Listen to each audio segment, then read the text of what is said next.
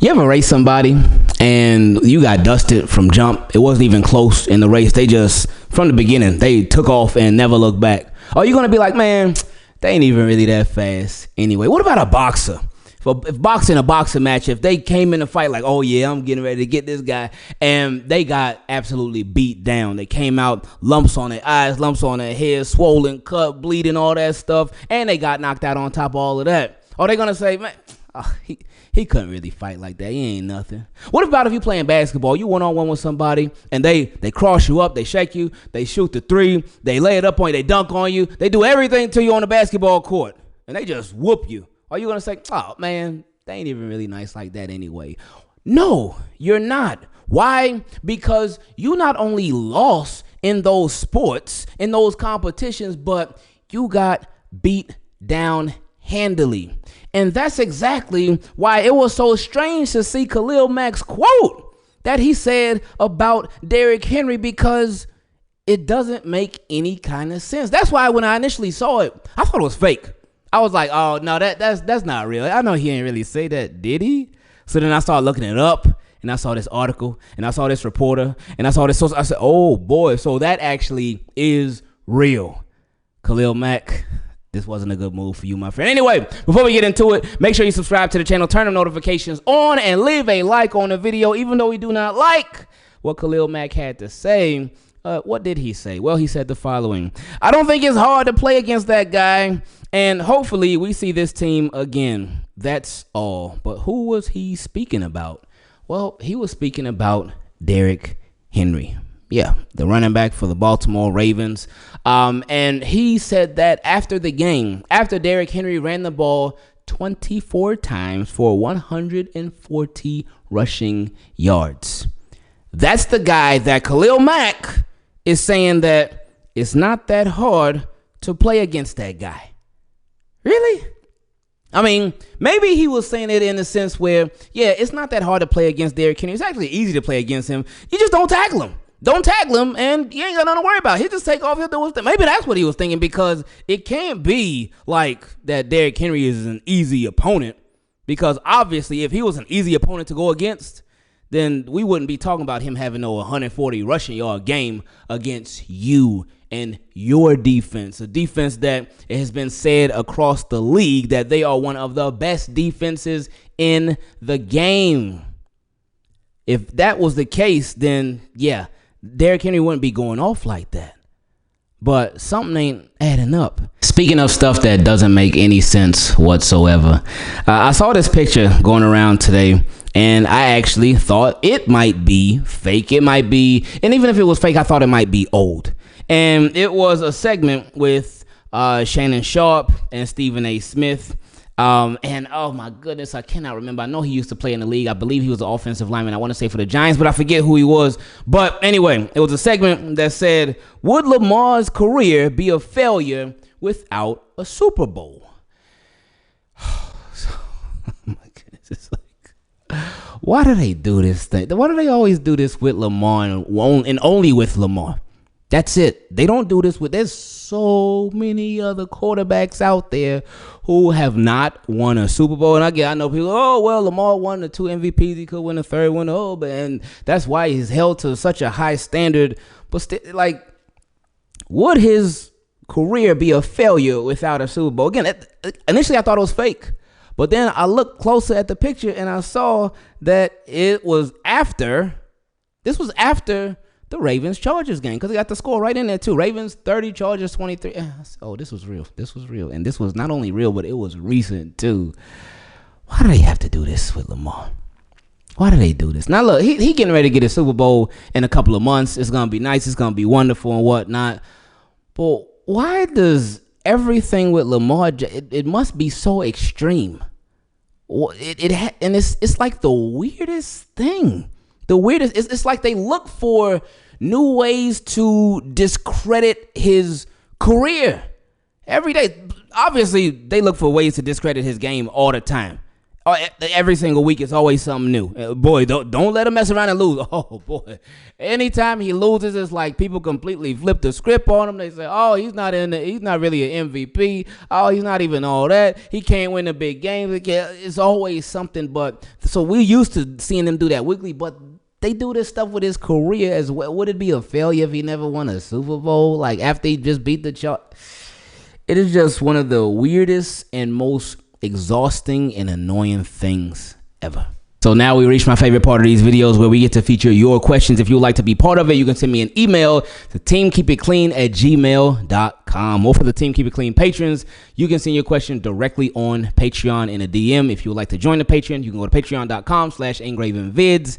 It's funny because I be trying to tell people, like, look, I said I ain't giving no more passes, ain't giving no more reminders, I ain't forwarding it. If you send it to the wrong email and you don't see a question, that's on you, my friends. And I seen some fire questions, but they got sent to the wrong email. So what did I do? Delete, out, gone, erased. That's it. So, hey, you don't see your question in the video? That's on you, my friend. Don't say I ain't warn you. I can't give out no more warning. We get too many questions for people to be sending them to the wrong email. Hey, it's on you, my friends. But let's get into these questions that were sent to the correct email.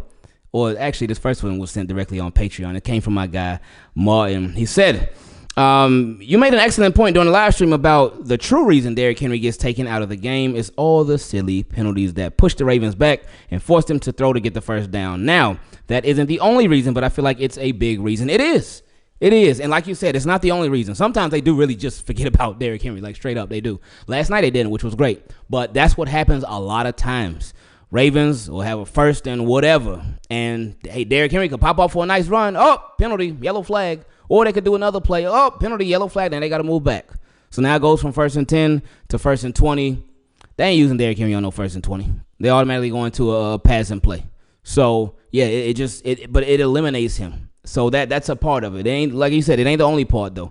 He also said Tre'Davious White has been so much of a help in the secondary. I'm so glad the Ravens got him. I know it wasn't the big name cornerback, but I'm just glad they got some good quality help. Now, speaking of that, that's funny because remember the Baltimore Ravens, they tried to trade for Marshawn Lattimore, and he didn't even suit up for the Commanders last week.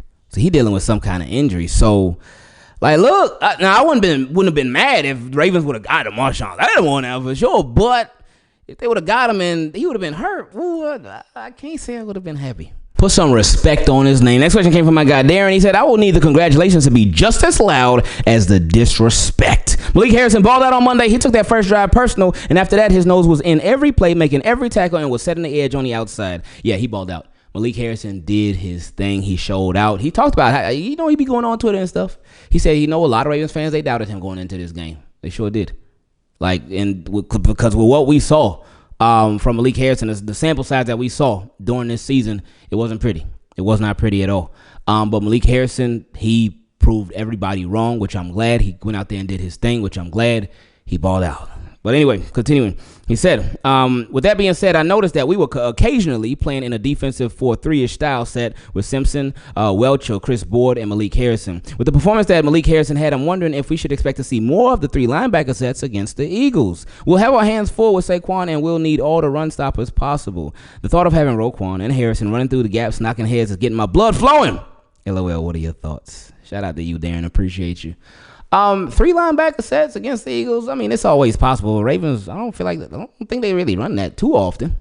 Not too much, but to have that as a possibility is a really good thing. And to know the quality of your linebackers is another good thing. When you have a Roquan Smith, and again, he was playing his best football of the year. And the last time we saw him, that was against the Steelers. And he tried everything in his power to play against the Chargers. It obviously didn't work out, but we didn't need him for this game. So that was nice that Malik Harrison, he got to step in and he got to step up. And now with Malik Harrison, you think about how him and Roquan Smith could play off of each other. They both are thumpers. I think Malik Harrison a bit more of a thumper than Roquan Smith, a harder hitter than Roquan Smith. It's not taking anything away from Roquan, but Malik Harrison, he'll knock somebody out. He really will.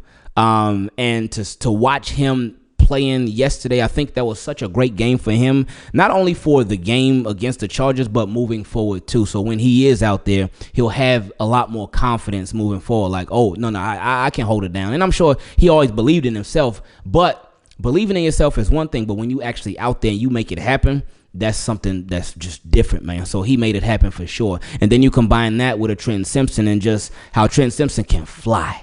This man can fly. He's a good tackler as well overall, but he can fly. He's a good blitzer. So when you have those three linebackers, and you still got Christian Welch, you still got Chris Boarder as well, but when you have those top three linebackers, and you can mix and match them, because they ain't going to play three linebackers too much, but you can mix and match them and have their skill sets complement each other.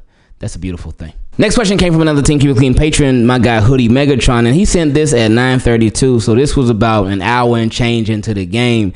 And he said, I got faith in these Ravens that they can do it. They just need to feed King Henry. And look, your wish was answered. Next question came from my guy Clyde. He said, good afternoon. Praying you and the family are doing well. I've been watching you for the past few years now. Hey, appreciate that, Clyde. Thank you, man.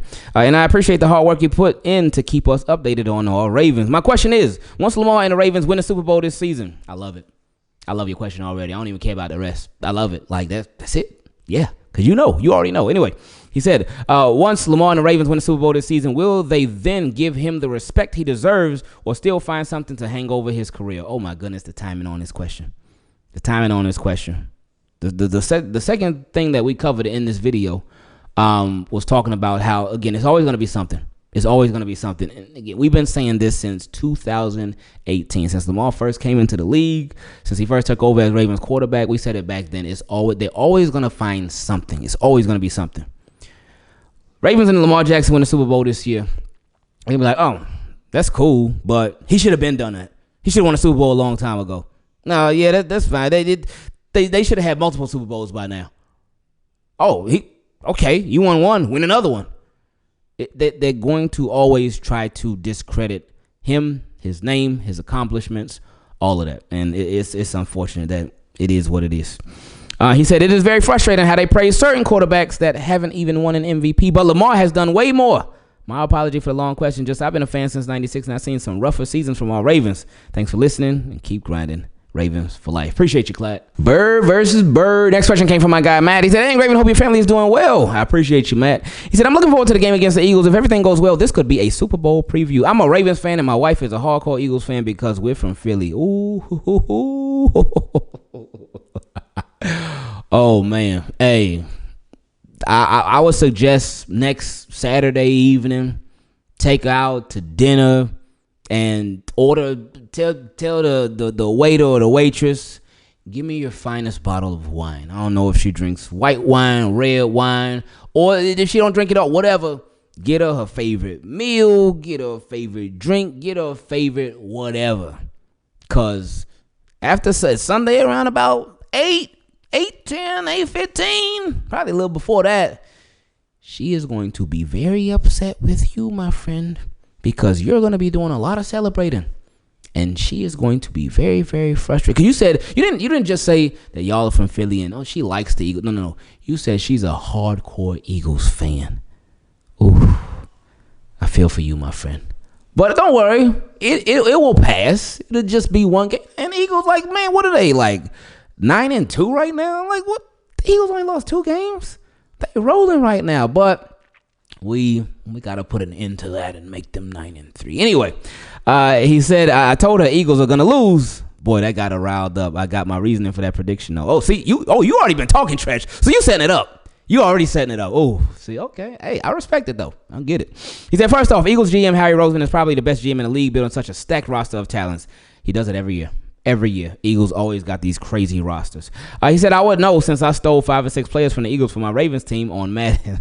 The Eagles' biggest bottleneck is their quarterback, Jalen Hurts. He throws very conservatively like he's afraid to get picked. He mostly throws screen passes that barely gain any yards and only throws deep if receivers are wide open. Saquon will need to pick up the slack for him, and we're decent when it comes to the rushing defense. Eagles' defense is good, but Ravens' defense last year was a work of art. Instant explosive tackles and tight coverage. Hopefully, the defense will get back to that level. Brandon Stevens definitely needs to work on that weak tackle of his. Brandon Stevens usually a pretty good tackler overall. He usually is. Anyway, continue. He said if Eagles QB was Lamar, they probably would win a few extra Super Bowls. It's funny, too. We got Lamar in the 2018 from the draft pick that the Eagles traded to us. Imagine if Lamar went to the Eagles. It would be an entirely new landscape for us and the Eagles. Yeah, it's crazy to think about scenarios like that. Like, what if? What if the Ravens never drafted Lamar Jackson? I don't even want to think about something like that. That's really scary to think about. Anyway, he said maybe Harbaugh would have been fired without Lamar bailing him out. Apparently, Lamar thought about the Eagles as one of the teams he considered going to during the contract negotiations. Ooh. I see a good number of similarities between the two teams. Kicker troubles, questionable coaching calls, picking up Saquon and King Henry in the same year. Anyway, this is going to be a good game. Peace out.